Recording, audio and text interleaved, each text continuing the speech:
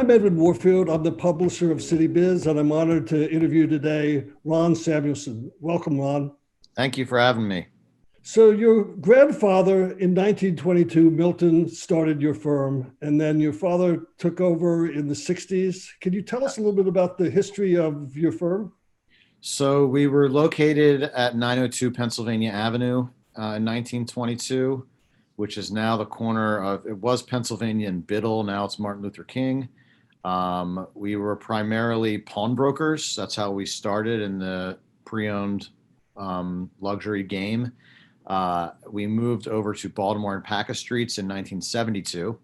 After that, we moved across the street on the same block. And then 2 years ago, we moved down here to the Quarry, where we provide a private appointment only consultation rather than a retail store. So we've been around for a really long time, always dealing in secondhand pieces, now specifically jewelry and watches. And my father still works here with us today. And when did you decide to join the firm? I joined in full time, always working as summers and, when I was younger, but full time in 1994. So 26 years, been a long time, almost 26 years. And you recently expanded in the Tysons and Chevy Chases. Tell us about those moves. Yeah, so about 10 years ago, we noticed that we were getting we had a website since 2001. We noticed that for every person who was coming in to ask us if they could buy a diamond from us, there were 10 times as many people who were asking, can they sell their jewelry to us? And a lot of them came from the DC area. So we decided to test the market and opened up in Chevy Chase. We did really well there. We're very focused on strictly buying estate jewelry. Chevy Chase is a great neighborhood for old jewelry, silverware, antique. There's a lot of old money there. Great neighborhood. DC is a very different market here than Baltimore. So we did very well there for 10 years. And we just recently just opened up in Tyson's Corner.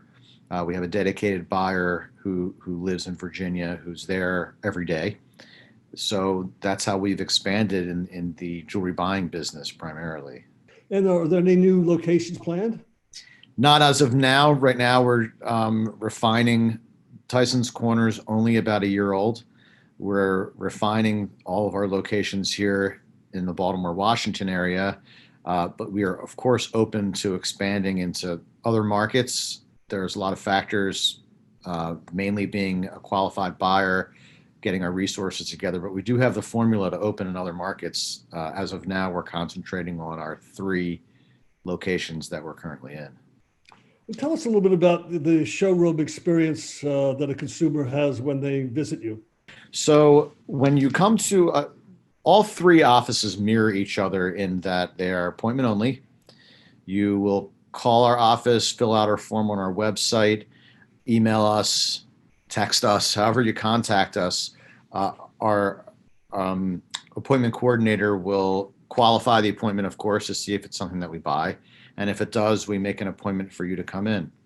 On the retail side in Baltimore, we have a showroom where you would make an appointment with our sales director, come in, look at items in a one-on-one atmosphere. And we have a lot of diamonds or specialty and estate jewelry for sale. And if you pick something that you love, we service you just like any other retailer would do, except we have more of a personal touch, being that the appointment is completely dedicated to the client. On the buy side, it works the same way in Baltimore, Chevy Chase, and Tyson's Corner, where you'd make an appointment with us. We come out and greet you, come back, educate you, which is very important about the jewelry that you have, tell you about where the market is, wholesale market, and make you an offer. If we agree to a price, we cut you a check on the spot. And if not, then at least you learned something about your jewelry. So the appointment only model, especially in this environment, has really, really helped us out and also helped out the client, which is our goal. And how has COVID-19 changed your business? It changed it dramatically. March, April and May were very difficult months for us, just as other retailers and customer service oriented businesses were. Gold has been very high this year, so that helped us out a little bit. But like everyone else, we were closed for a few months. Now we're back. But our experience, COVID-19, we have partitions between the client and the buyer or the seller. We're all wearing masks and being safe, but our business model is tailor-made, even before COVID, to people spreading out, wanting an appointment just by themselves. You're not going to walk into our office or our retail showroom and have 10 other people around you looking at jewelry. So it's really, we sort of were set up for this experience before, and now we just take a lot of safety measures to ensure that everybody feels comfortable and spread out in all of our offices. And are you providing any new services this year? We are providing a new service. Shipping services would be probably our newest service. So what you could do is fill out our form on our website or contact us. And if you are anywhere in the United States, you can ship your jewelry to us. We provide a insured label for you to ship your items safely. And we evaluate it in our Vienna, Virginia location.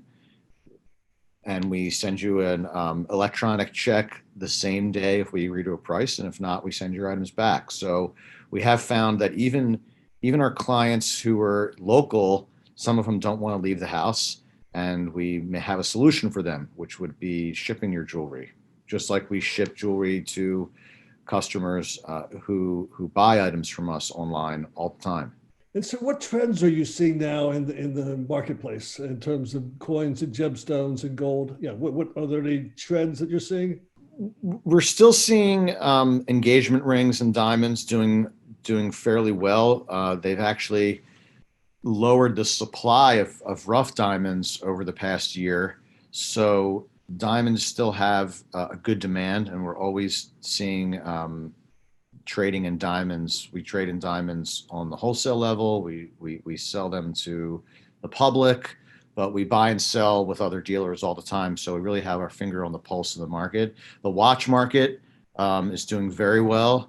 Rolex also stopped production of a lot of their watches. So the sport model Rolexes, meaning Submariner and GMT and Daytonas, are really holding value very, very well because Rolex done a great job of brand preservation and also keeping their watches in demand. So jewelry is doing well. The gold market is broke 2,000 this year, which is a huge milestone. So when you're talking about coins and gold bars and silver bullion, the gold market has been very good this year. So we are seeing, if there were a time to empty out your drawers or sell your flatware or sell your coins, now is a great time because the uncertainty in the world has caused the metal market to be doing very well. And what percentage of your sales are coming from online? Right now, online direct is only around 10%. Most of our customers either come to our office, they're people that we've had relationships with for a long time, or they see our product or see our website and come into an appointment. We would like to really increase our online sales. Actually, this one small silver lining when COVID hit is that we listed everything we have online while we were home, and our online sales did increase this year over last year. They've probably increased dramatically.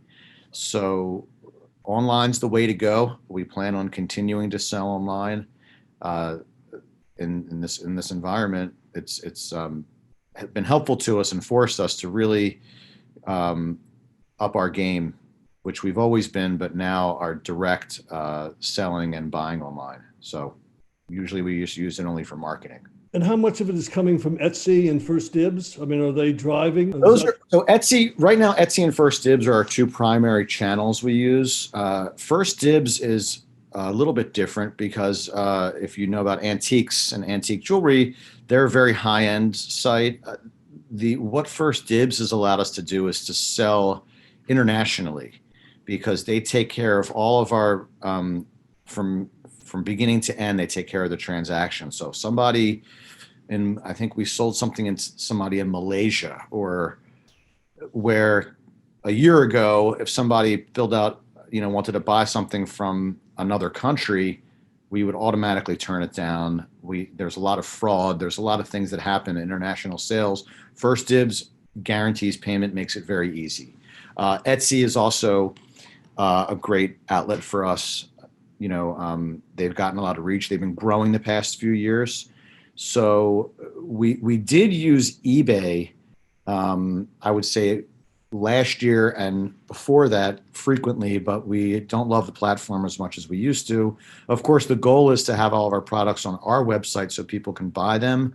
But these other platforms are really great because they have the reach and they have the way to fulfill orders very easily. So we're having a lot of success with both of those platforms. Can you tell us about some of your most interesting purchases? We see everything and anything from strange Stephen Kirk silver flatware patterns to Rolex Daytonas. I bought a Paul Newman Daytona, about 3 of them in the past few years that, you look at an old watch and it looks like nothing, and here it's worth $100,000. Some of our most interesting purchases that we do that not a lot of people know you can do is we would buy, this was probably 15 years ago, I bought an off-color 6-carat diamond, very low color, meaning not yellow enough to be a fancy color, but yellow enough to make the stone less desirable. We took that round cut, made it into a radiant, refashioned it, and made the stone into a fancy yellow cut diamond. So having the knowledge and having the craftsman to take a stone that is a round diamond, that is just a low colored diamond, and being able to reshape it into a canary diamond, what they call them. Those kinds of things have been the most interesting to me, and doing that was really, really a wild process to see. And so what trends are you seeing for next year? Everybody's trying to get back on their feet for next year. We're seeing rose gold and bridal come back a little bit. It was generally white gold and platinum for many years. Now yellow rose is coming back. Diamonds and estate jewelry have been very popular because of the sustainability aspect of them. There's two kind of with sustainability in diamonds. There's lab-grown diamonds, which have been pretty popular, meaning that they can create a diamond in a lab. And then what we specialize in is recycled diamonds, meaning we're going to buy a diamond like I was talking to you about with this fancy, repurpose it, and you haven't done any damage to the environment, yet you've reused this diamond. And that's what a lot of clients are looking for. In the lab grown, they're okay, but I don't think I think it's a race to the bottom on those stones because they're not natural diamonds and they haven't established a secondhand market. And that's what we look for in jewelry when we buy it.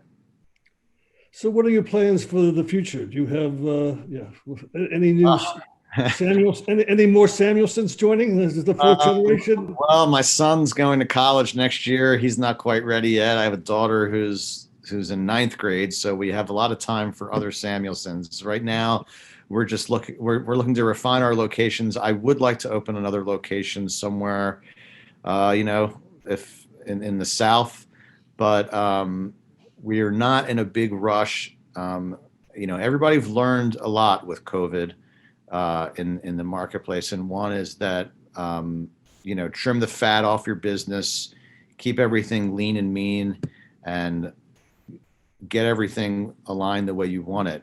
Starting to expand too fast, it doesn't just include a company like mine if we were to open up 2 more locations, but it also includes bigger companies who expanded too fast. So everybody kind of has the same problems, whether you're a small company like me or whether you're one of the biggest in the world. So fast expansion, not for 2021. We're looking for steady growth and for it to be stable, of course, in the country and in the marketplace before we go out and expand to another location.